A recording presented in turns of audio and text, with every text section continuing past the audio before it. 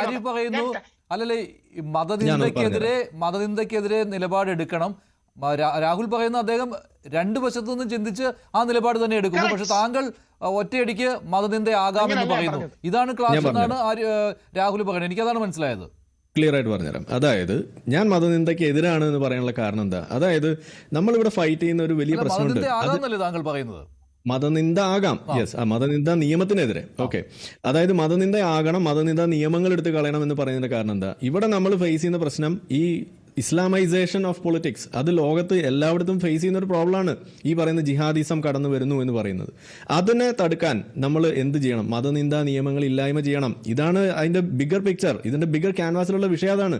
ഇവിടെ രാഹുൽ എടുക്കുന്ന പൊസിഷന്റെ പ്രശ്നം എന്താന്ന് പറഞ്ഞു കഴിഞ്ഞാൽ, ആർ.വി. ബാബു അല്ലെങ്കിൽ ഷാബു ഒക്കെ പറയുന്നതിന്റെ കാരണം നമുക്ക് മനസ്സിലാവുന്നു. അവർ വിശ്വാസികളുടെ പക്ഷത്ത് നിന്നിട്ട് കാര്യങ്ങൾ പറയുന്നു. പക്ഷേ ഇവിടെ രാഹുൽ ഈശ്വർ പറയുന്നത് രാഹുൽ വിശ്വാസിയാണ്.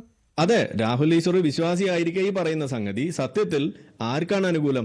അത് ജിഹാദികൾക്കാണ് അനുകൂലം. അതാണ് ഇവിടുത്തെ പ്രശ്നം. ഞാൻ പറഞ്ഞുതരാം രാഹുലെ പറഞ്ഞുതരാം. രാഹുൽ കേൾക്കൂ.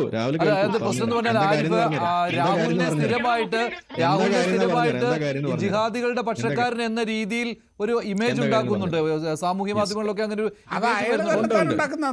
രാഹുൽ ചോദിക്കുന്നത് എങ്ങനെയാണ്? ഇവിടെ ആർ.വി. ബാബുവാണ് ഷാബുവാണിൽ എന്താ പറഞ്ഞത്? ഞങ്ങൾക്കിത് പ്രശ്നം ഉണ്ടായിരുന്നില്ല, പക്ഷെ ഇത് വൺ സൈഡഡ് ആയിട്ട് ഇതിങ്ങനെ ചെയ്യുമ്പോൾ ഇത് ഞങ്ങൾ പ്രതികരിക്കാൻ നിർബന്ധിതരാകുന്നു എന്നാണ് പറഞ്ഞത്. എന്ന് വെച്ചാൽ ആ വൺ സൈഡഡ് ആയിട്ടുള്ള പ്രതികരണമല്ല. ഈ പറയുന്ന രണ്ട് പക്ഷത്തും അങ്ങനെ ആയിരുന്നു എന്നുണ്ടെങ്കിൽ ഇവരിത് മൈൻഡ് ചെയ്യില്ല. ഇതൊക്കെ കാലങ്ങളായിട്ട് ഇവിടെ നടന്നിരുന്നു. മീശമാധവൻ ഇന്ന് ഇറങ്ങില്ലായിരുന്നു, അല്ലെങ്കിൽ നിർമാല്യം ഇന്ന് ഇവിടെ ഇറങ്ങില്ലായിരുന്നു എന്നാണ് അവർ പറഞ്ഞത്. പക്ഷെ പണ്ടത് ഇറങ്ങിയിട്ടുണ്ട്. എം.എഫ്. ഹുസൈൻ ഇവിടെ ചിത്രം വരച്ച് വർഷങ്ങളോളം നമ്മൾ ഒന്നും ചെയ്തിട്ടില്ല എന്നാണ് അവർ പറഞ്ഞത്. അത് എടുക്കാവുന്ന പൊസിഷനാണ്. കാരണം എന്താണ്? അവർക്ക് കുരു പൊട്ടിയിട്ടുണ്ടായിരുന്നില്ല. പക്ഷെ ഇപ്പൊ അത് പൊട്ടുന്നതിന്റെ കാരണം എന്താ? ഈ വൺ സൈഡഡ് പ്രതികരണം കാണുമ്പോഴാണ്. കാരണം മതനിന്ദാ നിയമം ഇവിടെ ഉണ്ടെങ്കിൽ അത് ഈക്വലി അപ്ലൈ ചെയ്യണം. നിങ്ങൾ അതല്ല ഇവിടെ നടക്കുന്നത്. അത് മുസ്ലിം പക്ഷത്തുള്ള ആളുകൾക്ക് മാത്രം വെപ്പണൈസ് ചെയ്യാനുള്ള അവസരമാക്കി വെക്കുമ്പോൾ അതിനെ പിന്തുണയ്ക്കുന്ന രീതിയിൽ രാഹുൽ ഈശ്വറിനെ പോലെയുള്ള അപ്പുറം ഇപ്പുറം ഇല്ലാത്ത ആളുകൾ മുന്നിട്ട് ഇത് പറയുമ്പോൾ കേൾക്കൂ രാഹുൽ ഈശ്വർ കേൾക്കൂ. രാഹുൽ ഈശ്വറിന്റെ ഇരട്ടത്താപ്പ് ഞാൻ ഇവിടെ കാണിച്ചു തരാണ്. അപ്പോ ഇതേപോലെ അപ്പുറത്തും ഇപ്പുറത്തും ഇല്ലാത്ത രീതിയിൽ ഇതിനെ ഈ രീതിയിൽ പറഞ്ഞു വെക്കുമ്പോൾ ഇത് വളമാകുന്ന ആർക്കാണ്? ഈ മതനിന്ദാ നിയമത്തെ വെപ്പണൈസ് ചെയ്യുന്ന ആളുകൾക്കാണ് ഇത് വളമാകുന്നത്. അവർ ഇത് ഉപയോഗിച്ചുകൊണ്ട് ഇവിടെ ഉണ്ടാക്കുന്നത് എന്താണ്? ഈ പറയുന്ന രീതിയിലുള്ള ഇസ്ലാമൈസേഷൻ എളുപ്പമാക്കുക അവർ ചെയ്യുന്നത്. ആ സാധനത്തിന് ഇവിടെ വളമാകുന്നു. കാരണം നിങ്ങൾ ഈ പറയുന്ന നിയമം ഇപ്പൊ രാഹുൽ ഈശ്വർ ഇത് പറയുമ്പോൾ ഇതിന്റെ ചരിത്രവും ഇതുപോലെ കുറെ ഗാന്ധിജീനെ തെറി വിളിച്ചാലൊക്കെ ഇതങ്ങ് മാറുന്നാണ് വിചാരിക്കുന്നത്. അങ്ങനെയൊന്നും മാറില്ല. ഇതിന്റെ ചരിത്രം എന്താ? ഈ പറയുന്ന ഈ മതനിന്ദാ നിയമം ഇന്ത്യയിൽ വന്നത് അള്ളാഹുവിനെ രക്ഷിക്കാൻ വേണ്ടിയിട്ടാണ്. അത് ആദ്യം മനസ്സിലാക്കണം. അല്ലാതെ ഇവിടെ ഒരു ശിവനെയോ കൃഷ്ണനെയോ രക്ഷിക്കാൻ വേണ്ടിയിട്ടല്ല ഈ പറയുന്ന മതനിന്ദാ നിയമം ഇവിടെ ആദ്യം കണ്ടുപിടിച്ചത്. അത് ഇനിയെങ്കിലും മനസ്സിലാക്കുക. അപ്പൊ അതുകൊണ്ട് ഈ മതനിന്ദാ നിയമം വേണമെന്നും അതുപോലെ തന്നെ എല്ലാ മതങ്ങളെയും രക്ഷിക്കണമെന്നും പറയുമ്പോൾ ഇത് സനാതന ധർമ്മത്തിന് പോലും ഇല്ലാത്തൊരു കാഴ്ചപ്പാടാണ്. ആ സാധനമാണ് വേണമെന്ന് ഈ രാഹുൽ ഈശ്വർ പറയുമ്പോൾ സത്യത്തിൽ ഇത് ആർക്ക് വേണ്ടിയിട്ടാ? അത് ജിഹാദികളുടെ ശബ്ദമാണ്. അത് എന്റെയും ചേട്ടന്റെ ശബ്ദം ഒരേപോലെയാണെന്നുള്ള തോന്നൽ അവിടെ ഉണ്ടാക്കുന്നു. രാഹുൽ ഈശ്വർ ഒരു ജിഹാദി കൂട്ടിക്കൊടുപ്പുകാരനാണെന്ന് എനിക്ക് പറയേണ്ടി വരുന്നത് അതുകൊണ്ടാണ്. ആ പണി നിർത്തുക. ഇതൊക്കെ നമ്മൾ കുറെ ആയി കാണുന്നു രാഹുലെ. ഈ പണിയൊക്കെ നമ്മൾ കുറെ ആയി കാണുന്നു. ആ പണി നിർത്തുക. എന്നിട്ട് ഇനി മതനിന്ദാ നിയമത്തിനെതിരെ പറയാൻ ഇവിടെ ഇരിക്കുന്ന വിശ്വാസികളായിട്ടുള്ള ആർ.വി. ബാബുവിനും ഷാബുവിനും പോലും മതനിന്ദക്കെതിരെ പറയാൻ സാധിക്കുന്നുണ്ടെങ്കിൽ നിങ്ങൾ വലിയ പുരോഗമനം പറയുന്നു എന്ന് പറഞ്ഞുകൊണ്ട് ഇവിടെ ചെയ്യുന്നത് ജിഹാദിത്തരമാണ്. നിങ്ങൾ ഇവിടെ ചെയ്യുന്നത് ജിഹാദി കൂട്ടിക്കൊടുപ്പാണ് ഇവിടെ നടത്തിക്കൊണ്ടിരിക്കുന്നത്. അത് ഇനിയെങ്കിലും മനസ്സിലാക്കുക. വളരെ ഗുരുതരമായ ആരോപണമാണ് താങ്കൾക്കെതിരെ. മോശം പൊതുജായ വീണ്ടും അത് കൂട്ടിക്കൊടുപ്പ് തന്നെയാണ്. അത് കൂട്ടിക്കൊടുപ്പ് തന്നെയാണ്. അതും കൂട്ടിക്കൊടുപ്പാണ്. രാഹുൽ ഈശ്വർ ചെയ്തുകൊണ്ടിരിക്കുന്നതും കൂട്ടിക്കൊടുപ്പാണ്. രണ്ടും കൂട്ടിക്കൊടുപ്പാണ്. ഓക്കെ, രണ്ടും കൂട്ടിക്കൊടുപ്പാണ്. രണ്ടും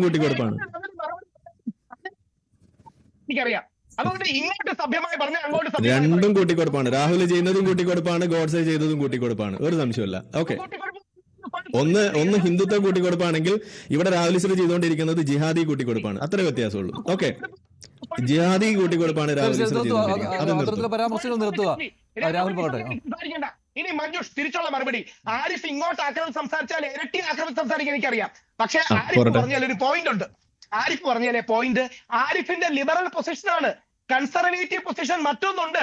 ആ കൺസർവേറ്റീവ് പൊസിഷൻ എന്ന് പറഞ്ഞാൽ എന്താ? ഞങ്ങൾ ഹിന്ദുക്കൾക്ക് മതവികാരമില്ലേ? ഹിന്ദുക്കൾക്ക് ഈശ്വര വിശ്വാസമില്ലേ? നാളെ അയ്യപ്പനെയോ ഉണ്ടെന്നും അത് പൊട്ടാനുള്ള അവകാശം ഉണ്ടെന്നാണ് ഞാൻ പറയുന്നത്. കുരു ഉണ്ടെന്നും ആ കുരു പൊട്ടി ഒലിച്ച് പഴുക്കാനുള്ള അവകാശം ഉണ്ടെന്നാണ് ഞാൻ പറഞ്ഞത് രാഹുലെ. ഇത് സെൻസിറ്റിവിറ്റിയാണ്. അത് മുസ്ലിങ്ങൾക്ക് മാത്രമല്ല എന്നാ ഞാൻ പറഞ്ഞത്. കുരു ഉണ്ടെങ്കിൽ അത് പൊട്ടാനുള്ള അവകാശം, അത് പഴുക്കാനുള്ള അവകാശം, അതിൽ പുഴു വരിക്കാനുള്ള അവകാശവും അത് മുസ്ലിമിന് മാത്രമല്ല, അത് ഹിന്ദുവിന് ഉണ്ടെന്നാണ് ഞാൻ പറഞ്ഞത്. പുറകിലിരിക്കുന്ന ഇന്ത്യൻ പതാക ആരിഫിന്റെ ആരെങ്കിലും കത്തിച്ച ആരിഫിന് ദേഷ്യം വരില്ലേ? അത് ആരിഫിന് കുരു പൊട്ടുന്നതാണോ? ആരിഫ് എന്ന ഇന്ത്യക്കാരന് തോന്നുന്ന ഇന്ത്യയോടുള്ള സ്നേഹമല്ലേ? നമ്മുടെ ഭരണഘടനയെങ്കിലും കത്തിച്ചാൽ നമുക്ക് അവരോട് ക്ഷമിക്കാൻ പറ്റുമോ? എന്റെ പൊന്ന് രാഹുൽ, ഇവിടെ മനുസ്മൃതി കത്തിച്ചിട്ടും ഇവിടെ ഗീത കത്തിച്ചിട്ടും കുരുപൊട്ടാത്ത ഹിന്ദു ആണ് ഇവിടെ ഉണ്ടായിരുന്നത്. അത് മനസ്സിലാക്കൂ. എല്ലാ വർഷവും മനുസ്മൃതി ദഹൻ ദിവസ് ആചരിക്കുന്ന ഒരു രാജ്യത്തിരുന്നിട്ടാണ് ഇത് പറയുന്നത്. ഇവിടെ ഒരു ഖുർആൻ കത്തിക്കാൻ ഒരാൾക്കും പറ്റില്ല. അത് മാത്രം പേടിയാണ്. അംബേദ്കറെ ഏറ്റവും വലിയ മഹാനായിട്ട് കൊണ്ടു നടക്കുന്ന സംഘപരിവാറുള്ള നാടാണിത്. മനുസ്മൃതി കത്തിച്ച സംഘപരിവാറിനെ ആരാധിക്കുന്ന സംഘപരിവാറുള്ള നാടാണിത്.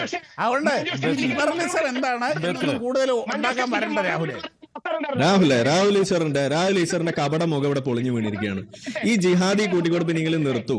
ഓക്കെ, വിഷയത്തിന്റെ അടിസ്ഥാനത്തിൽ, അതിന്റെ ക്ലാരിറ്റിയുടെ അടിസ്ഥാനത്തിൽ കാര്യങ്ങൾ പറയാനെങ്കിലും ശ്രമിക്കുക. ഈ ആരെയും സുഖിപ്പിക്കാൻ വേണ്ടിയിട്ട് കാര്യം പറയുന്നത് നിർത്തുക. അതാ വേണ്ടത്. ഓക്കെ, നിങ്ങൾ തമ്മിൽ തർക്കം അവസാനിപ്പിക്കും. എന്താണ് ബാബു?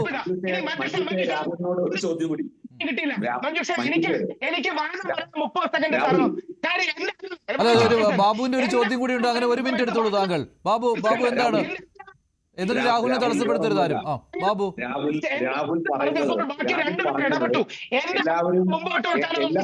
അല്ല രാഹുൽ ബാബുവിന്റെ ചോദ്യം കൂടിയുണ്ട്, ബാബുവിന് ഒരു സംശയം കൂടിയുണ്ട്. അതുകൂടി കഴിഞ്ഞിട്ട് രാഹുലിന് പറയാം. സമയമുണ്ട്. ഒരു മതവിശ്വാസത്തെയും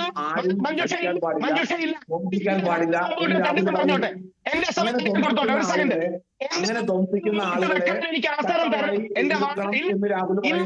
ഇതേ കാര്യം തന്നെ ഇവിടെ എന്തുകൊണ്ടാണ് രാഹുൽ അപ്ലിക്കബിൾ ആകാത്തത്? ശരി ബാബു, രാഹുൽ പറഞ്ഞോളൂ.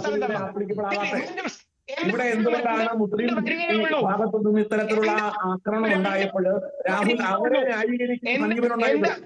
ശരി രാഹുൽ പറഞ്ഞോളൂ. ഇന്ത്യയുടെ കൊടി കത്തിച്ചാൽ നമ്മൾ അയാളെ ശിക്ഷിക്കുന്ന എന്തുകൊണ്ടാണ്? നമ്മൾ കുരുപൊട്ടുന്നോണ്ടാണോ? അല്ല, ഇന്ത്യയോടുള്ള സ്നേഹം കൊണ്ടാണ്. ഭരണഘടന ഒരാൾ കത്തിച്ചാൽ അതിനെ നമ്മൾ എതിർക്കുന്നുണ്ട് എന്തുകൊണ്ടാണ്? ഭരണഘടനയോടുള്ള ഇഷ്ടം കൊണ്ടാണ്. ശ്രീ ആരിഫ് കള്ളം പറയാണ് ഗീത കത്തിച്ചു എന്ന്. മനുസ്മൃതി ഒരു ഹിന്ദുവിനും സേക്രഡ് ഗ്രന്ഥമല്ല, സ്മൃതികളല്ല, നമ്മൾ ശ്രുതികളെ. അത് നമുക്ക് അംബേദ്കറെ വിളിച്ച് പറയാം. അംബേദ്കറിന്റെ നമ്പർ തന്നെ മതി, നമുക്ക് വിളിച്ച് പറയാം. കത്തിക്കേണ്ടിയിരുന്നത് മനുസ്മൃതി അല്ല, അത് ഗീതയായിരുന്നു എന്ന് നമുക്ക് വിളിച്ച് പറയാം. എന്റെ രാഹുൽ ഈശ്വർ ഏത് ലോകത്താ ജീവിക്കുന്നത്? രാഹുൽ ഈശ്വർ ഏത് ലോകത്താ ജീവിക്കുന്നത്? ഈ പരിപ്പൊന്നും ഇവിടെ വേവില്ല. എന്താണോ മനഃപൂർവ്വം പാവപ്പെട്ട ഹിന്ദുക്കളെ തെറ്റിദ്ധരിപ്പിക്കാൻ മനുസ്മൃതി ഇതുമായിട്ട് കൂട്ടിക്കെട്ടുകയാണ്. ഗീതയും ഖുറാനും ബൈബിളും ആദ്യമായിട്ട് കൂട്ടിക്കെട്ടിയത് ഞാനല്ല, അംബേദ്കറാണ്. അപ്പൊ അംബേദ്കർ തെറ്റെന്നാണോ പറയുന്നത്? ശരി, നമ്മൾ ആ വിഷയത്തിലേക്ക് പോകേണ്ട. ഇപ്പോൾ എന്തായാലും രാഹുലിന്റെ വാക്കുകൾ കേൾക്കുമ്പോൾ ഈ വിഷു പോസ്റ്ററിൽ കുഴപ്പമില്ല, മാപ്പ് പറഞ്ഞോടുകൂടി എല്ലാം അവസാനിച്ചു.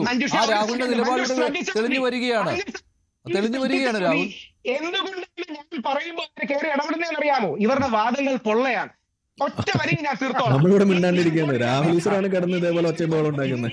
ഇന്ത്യൻ കൊടി കത്തിച്ചാൽ നമ്മൾ പ്രതിഷേധിക്കുന്നത് നമ്മുടെ കുരു പൊട്ടുന്നതല്ല, ഇന്ത്യയോടുള്ള സ്നേഹമാണ്. ജയിലിൽ കിടക്കണം.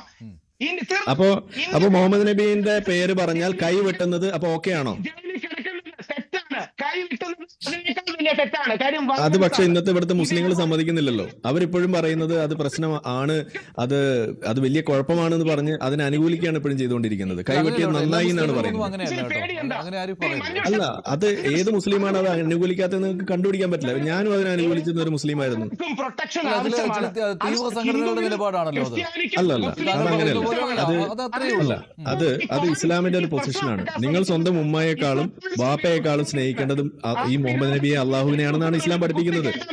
അത് ചെറിയ കുട്ടികൾ പോലെ അങ്ങനെ വിശ്വസിക്കുന്നത്. ഏത് കൊച്ചു കുട്ടിയെയും വിളിച്ച് മുസ്ലിമിനെ വിളിച്ച് നിങ്ങൾ ചോദിക്കുക, അവർ അതേ പറയുള്ളൂ. സ്വന്തം വാപ്പാനേക്കാൾ ഉമ്മാനേക്കാൾ സ്നേഹിക്കേണ്ടതും ആ മുഹമ്മദ് നബിയാണെന്നേ പറയുള്ളൂ. അതുകൊണ്ട് അത് ഓരോ മുസ്ലിമിന്റെ പൊസിഷൻ അത് തന്നെയാണ്. നേരത്തെ ആമിബാബു പറഞ്ഞ കാര്യം, പല സ്ഥലങ്ങളിൽ നിന്നും ഇത്തരത്തിലുള്ള പരസ്യങ്ങൾ വരുന്നുണ്ട്. അതാണ് ഈ വിഷുക്കണിയിൽ ചെരുപ്പ് വെച്ച സംഭവമൊക്കെ. ആ പരസ്യം ചെരുപ്പ് കടയുടെ പരസ്യത്തിൽ അങ്ങനെ വന്നു. ഇതിൽ നടപടികൾ, പോലീസിന്റെ ഭാഗത്തു നിന്നുള്ള നടപടികൾ, ഇതിനപ്പുറം എന്ത്? കൂടുതൽ വാർത്തകൾക്ക് news 18 Keralam YouTube channel subscribe ചെയ്യുക.